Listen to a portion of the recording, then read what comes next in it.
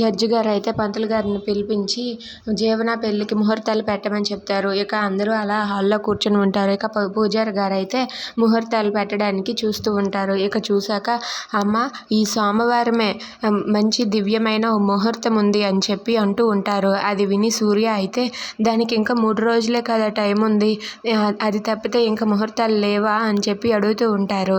అది విని అక్కడ ఉన్న పూజారి గారు ఇలా అంటూ ఉంటారు, ఇది తప్పితే వీళ్ళిద్దరి జాతకాలను బట్టి ఇక 2 నెలల వరకు ముహూర్తాలే లేవు అని చెప్పి పంతులు గారు అంటారు.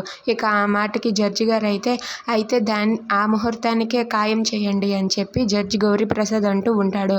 అది విని సూర్య అలాగే జ్యోతి అయితే సరే పూజారి గారు సోమవారంకే మీరు ముహూర్తం ఫిక్స్ చేయండి అని చెప్పి అంటూ ఉంటాడు. ఇంతలో అక్కడ ఉన్న పద్మమ్మ అయితే అదేంటి సార్ అలా అంటారు, మా బిడ్డ పెండ్లి కూడా ఆ రోజే సోమవారమే కదా మా బిడ్డ పెండ్లి అని చెప్పి అంటూ ఉంటుంది. అది విని అక్కడ ఉన్న వాళ్ళందరూ కూడా అవునా కుట్టి పెళ్ళి కూడా సోమవారమేనా, అయితే అలా ఎలా కుదురుతుంది అని చెప్పి అంటూ ఉంటారు. అది విని పూజారి గారు అయితే ఆ ముహూర్తానికి ఈ ముహూర్తానికి మధ్యలో 3 గంటల గ్యాప్ ఉందమ్మా అని చెప్పి అంటూ ఉంటారు. అది విని సూర్య, జ్యోతి అలాగే హైమ, గౌరీప్రసాద్ వీళ్ళంతా కూడా ఆలోచిస్తూ ఉంటారు.